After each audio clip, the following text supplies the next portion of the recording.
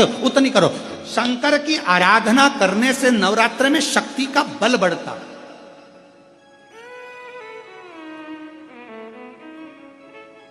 शक्ति का बल। क्यों गुरुजी नवरात्र में शंकर जी की आराधना क्यों करना चाहिए? हमने कहा अगर माता रानी से जो मांगना है तुम्हें, अगर तुमने नवरात्रे में शिव जी की आराधना करिए, शंकर की कथा सुनिए, शंकर की आराधना करिए, शिव स्तुति करिए, शंकर को एक लोटा जल चढ़ाया, मां आद्य शक्ति तुम्हारे पर कृपा करेगी। क्यों? क्योंकि जिस स्थान पर शिवलिंग रखा होता है और जो हस्त कमल है वो मां पार्वती जगत जननी दुर्गा भवानी है। जब हम जल चढ़ाते हैं मां आद्य शक्ति अम्बा जगदम्बा और जगत जननी नवरात्र में प्रसन्न हो जाती है। वो जल की इतनी महत्वता है। आद्य शक्ति को प्रसन्न करना है, नवरात्र में शिव जी को जल चढ़ा होती है। नवरात्र की जो पंचमी तिथि है, उस पंचमी तिथि के दिन अशोक सुंदरी का जो स्थान होता है उसको समझिएगा थोड़ा सा। जैसे ये शिवलिंग है और ये जलाधारी है भगवान शंकर की। ये शिवलिंग, ये जलाधारी, और जलाधारी में जो जल बहता है उसमें बीच में जो मोटी सी लाइन रहती है वो अशोक सुंदरी होती है। जैसे कई बेटे हैं, बेटियां हैं, कोई व्यक्ति व्यापार चालू कर रहा है, कोई व्यक्ति अपना नया भवन निर्माण कर रहा है, नए भवन में जा रहा है, या कुछ अच्छी दुकान खोलना चाह रहा है, कोई अपने लक्ष्य पर पहुंचना चाहता है और पहुंच नहीं पा रहा, तो जो शारदीय नवरात्रे आते हैं, इस शारदीय नवरात्रे में जो मां आद्य शक्ति की पूजन की जो पंचमी तिथि होती है, इस पंचमी तिथि पर अशोक सुंदरी वाली जगह पर, जो अशोक सुंदरी का स्थान है, वहां पर लाल पुष्प एक समर्पित करें। जो जलाधारी है मां पार्वती जगत जननी जगदम्बा अम्बा भवानी मैया दुर्गा का हस्त कमल, इस पर 7 जगह पर कहीं पर भी लाल चंदन की बिंदी 7 स्थान पर कहीं पर भी रख दी, और 1 लोटा जल शिव जी को पंचमी के दिन, नवरात्रि की शारदीय नवरात्रि की पंचमी के दिन कामना करते हुए उत्तर की ओर मुख कर कर, अर्थात यहाँ बैठते हुए शिव जी पर जल चढ़ाना प्रारंभ करें और अपने मन की कामना कहकर बाबा के पास में जो लाल पुष्प समर्पित करा है उस पुष्प को अशोक सुंदरी वाली जगह से वापिस लेकर आ जाए। जिस लक्ष्य को आप पाना चाहते हो, अच्छी पढ़ाई कर रहे हो, खूब अध्ययन कर रहे हो, खूब मेहनत कर रहे हो, खूब पढ़ो, कोई दुकान खोल रहे हो, व्यापार चालू कर रहे हो, कोई नया कार्य चालू कर रहे हो, उस पुष्प को अपने स्पर्श कर कर या उस पुष्प का दर्शन कर कर आप एक बार जाकर देखो, आपको उस मंजिल तक मां आद्य शक्ति दुर्गा भवानी शिव पहुंचा कर शंकर में। और एक निवेदन करूं आप लोगों से कि बन सके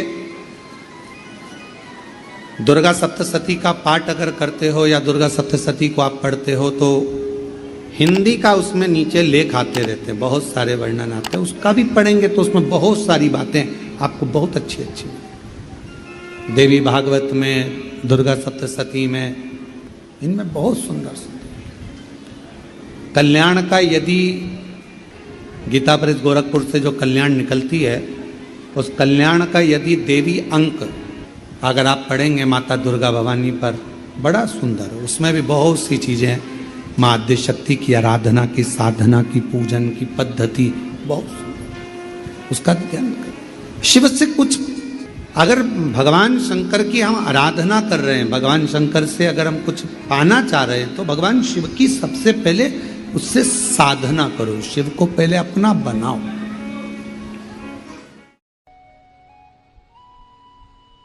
और नवरात्रे में भी देवी की आराधना का एक स्मरण का सुख है महाराज। ज्योत का विधान है, नवरात्रे में देवी की ज्योत लगती है, अखंड ज्योति लगती है, जवारे बुआए जाते हैं, कलश लगता है, ज्योत का भी विधान है। जिसके यहां दिया अखंड जलाया जाता है, अगर वो दिए की लो, दिए की बाती अगर दक्षिण दिशा की होती है तो उसके घर में साल भर में एक घात जरूर होती है।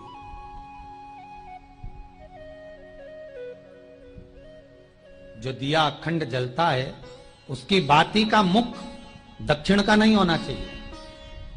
अगर आपने देवी भागवत का स्मरण कराओ, देवी भागवत को अगर सुना हो, तो देवी भागवत में स्पष्ट किया गया कि पूर्व की ओर मुख करा हुआ दिया, अर्थात पूर्व की ओर ज्योत जो जलाई जाती है वो संपदा की वृद्धि करती है।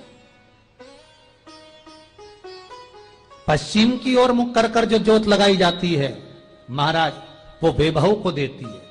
और उत्तर की ओर जो मुख कर कर ज्योत जलाई जाती है, उत्तर की ओर जो ज्योत का मुख रहता है वो आयु की वृद्धि करती है, घर में अकाल मौत को रोकती है।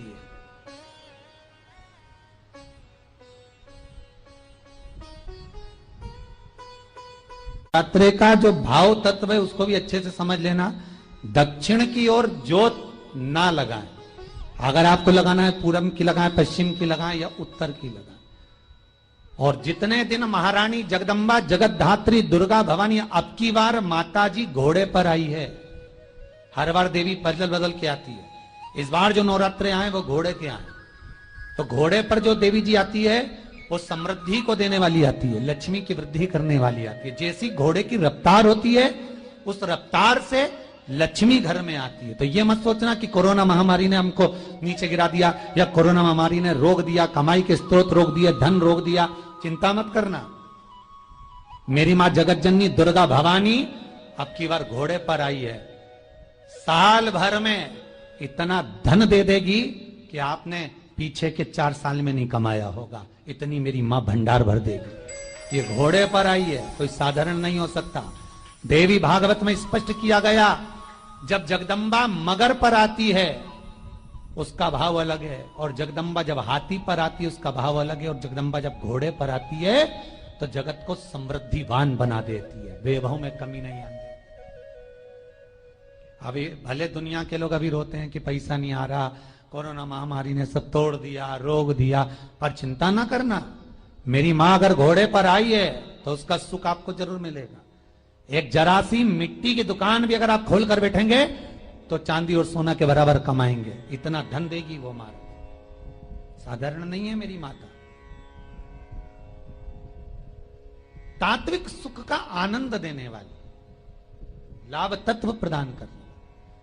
और नवरात्रि में भी अगर आपकी कोई कामना है, आपकी अगर इच्छा है, आपका मन है, तो जगत जननी की आराधना करो। पति और पत्नी में अगर क्लेश है तो जगदम्बा के मंदिर में मक्खन चढ़ाओ, प्रेम बढ़ जाएगा। आपको लगता है कि पति कोई अन्य स्त्री से लगा हुआ है या परिवार टूट रहा है, तलाक तक पहुंच गया है, तो माता के मंदिर में आप ध्वजा लगवाइए, उस ध्वजा पर मक्खन लगाकर लगवाइए, आपको लाभ मिलेगा। महाराज, यदि आपको लगता है कि बच्चे बहुत ज्यादा अपशब्द बोल रहे हैं, मुंह चला रहे हैं और प्रेम नहीं रख रहे, तो माता के मंदिर में लाल पुष्प, लाल चंदन और लाल चूड़ी मां को समर्पित करिए, प्रेम बढ़ेगा। बच्चा कभी आप जी से कम नहीं बोलेगा, प्रेम की भाषा निकलेगी मुझसे।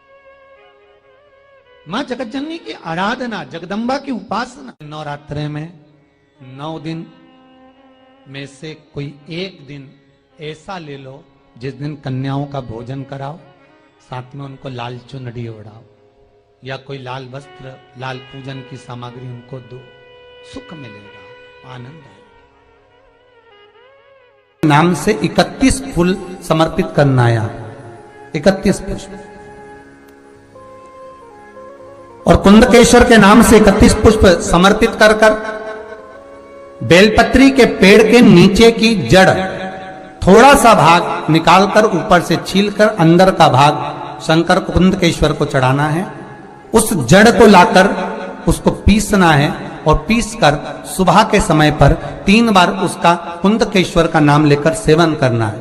जिसको साइटिका और जिसको रीढ़ की हड्डी, स्लिप डिस्क, जिसको प्रॉब्लम होती है उसको बाबा कुंदकेश्वर एक ऐसे महादेव हैं, क्योंकि भगवान शंकर के चरण पर पार्वती के द्वारा फेंका गया कुंद का प्रहार हुआ और उससे बाबा को चोट लगी, जिससे बाबा का नाम कुंदकेश्वर पड़ा।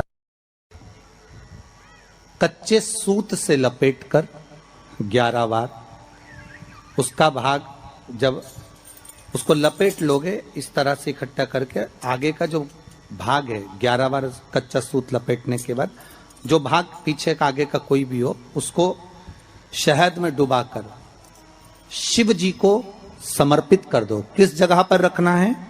अशोक सुंदरी वाली जगह। अशोक सुंदरी की जगह जानते हो आप लोग, पहले भी आपको बताया है, आज फिर आपको वर्णन कर दें। जैसे ये गोल जलाधारी है, ये शिवलिंग रखा है, ये 2 जहां से पानी बह रहा है बाबा के चरणारविंद, राइट में श्री गणेश जी का स्थान, लेफ्ट में कार्तिकेय का स्थान, बीच में अशोक सुंदरी की जगह। शंकर भगवान की 6 लड़कियां हैं। भगवान शंकर के 13 बच्चे, 13 बच्चों में से 6 लड़कियां, उस 6 लड़कियों में से एक लड़की का स्थान, भगवान शंकर की एक बेटी का स्थान, अशोक सुंदरी का स्थान सामने है। पद्म पुराण में स्पष्ट किया यह स्थान अशोक सुंदरी का।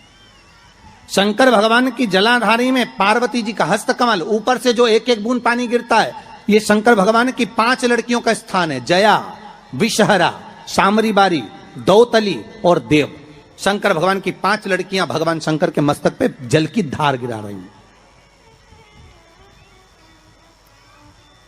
बीच में जो अशोक सुंदरी का स्थान है महाराज, उस जगह पर शहद का मुख, जो शहद आपने भिंगोया है, उस शहद का मुख शंकर जी की ओर कर कर इसी चैत्र के महीने में, इन्हीं नवरात्रि में शंकर भगवान के उस अशोक सुंदरी की जगह पर शहद का भाग शिव जी की ओर रख दें। महाराज, अगर घर में संपदा की कमी हो या कोई पैसा खा गया हो, रुपया नहीं दे रहा हो, पैसा अटक गया हो, तो उस शहद को शिव जी की ओर मुख कर कर उस आम के पल्लव की जो डंडी है उसको 11 डंडी को वहां रख दीजिए और उससे अपनी कामना कर कर आ जाइए। हो सके उस शहद में से थोड़ा सा शहद किसी रुमाल पर, किसी कपड़े में लगाकर उसको रख लीजिए। जिस व्यक्ति से पैसे लेना है, जिस व्यक्ति से पैसे मांग रहे हो, उससे एक बार जाकर मिल लीजिए, एक बार उसको खबर कर दीजिए।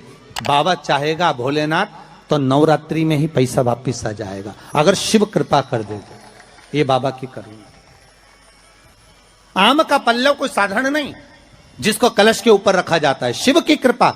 जिस आम के पेड़ पर स्वयं कामदेव चढ़कर भगवान शंकर के तीसरे नेत्र द्वारा जलकर भस्म हो जाते हैं, वो आम का पेड़ साधारण नहीं हो सकता। 9 दिन में 1 दिन अगर घर में ज्यादा बीमारी फैल रही हो, कोई ना कोई बीमार पड़ रहा हो, तो 1 लोटा पानी सुबह स्नान कर कर घर के चारों तरफ घुमाकर नीम के पेड़ के नीचे नवरात्र में डाल देना। महाराज 3 या 4 दिन लगेंगे, आराम लगना चालू हो जाएगा, घर से रोग दूर हो जाएगा। शिव महापुराण की कथा कहती है, देवी भागवत कहती है कि माता का 9 दिवस तक स्थान नीम के पेड़ के नीचे रहता है। इसलिए आज भी दक्षिण दिशा में देवी की मूर्ति नहीं बिठाते, नीम के पेड़ को साड़ी पहनाते हैं, नीम के पेड़ का ही मांग भरकर मंगलसूत्र पहनाकर नीम के पेड़ का ही श्रृंगार होता है और नीम के पेड़ की ही पूजन होती है। दक्षिण दिशा में माता की मूर्ति विराजमान नहीं करते नवरात्र में नीम के वृक्ष की पूजन करते, क्योंकि देवी भागवत में स्पष्ट कहा गया, नवरात्रि तक मां जगत जननी जगदम्बा 64 योगिनियों के साथ में नीम में विराजमान हो जाती। 64 योगिनी। घर के अंदर बैठकर आप 27 मनके की माला जप रहे हो, घर के अंदर बैठकर 30 मनके की माला जप रहे हो, घर के अंदर बैठकर 108 मनके की माला जप रहे हो। आप जितने भी मनके की माला घर के अंदर बैठ रहे हो और जप रहे हो, उसका पुण्य आपको प्राप्त होगा, मना नहीं है, मिलेगा। पर रुपये में से 54, रुपये में से कितना मिल रहा है? 54, 25%। वही माला आप किसी मंदिर में, देवालय में, तीर्थ में जप रहे हो, उसका पुण्य मिलेगा केवल आधा, 50%, मात्र 50। महाराज, वही माला आप यदि पीपल, आंवला, समी, बेलपत्र, इन वृक्ष के नीचे अगर आप एक माला को लेकर बैठे हो और बिना आसन के, समी के वृक्ष के नीचे आप कोई मंत्र जप रहे हो, कोई बेलपत्री के पेड़ के नीचे मंत्र जप रहे हो, कोई आंवले के पेड़ के नीचे मंत्र जप रहे हो, किसी पीपल के वृक्ष के नीचे मंत्र जप रहे हो, तो वहां आसन लगाने की जरूरत नहीं होती। बिना आसन के अगर आपने एक माला का, एक मन का भी अगर जपा है, शिव महापुराण कहती है, विष्णु पुराण कहती है कि 100% पुण्य आपके खाते में उस मंत्र का फल प्रदान कर देता है। उस मंत्र का, शिव महापुराण की कथा, लिंग पुराण की कथा, विष्णु पुराण की कथा, पद्म पुराण की कथा कहती है कि किसी वृक्ष के नीचे, जिन वृक्षों का गुणगान हमारे शास्त्र करते हैं, जिन वृक्षों का गुणगान हमारी पुराणे करती हैं, उन वृक्ष के नीचे अगर एक मंत्र का मन का भी फेरा जाए तो उसका पुण्य हजारों गुना प्राप्त हो जाता, आप रूप प्राप्त होता अपने आप।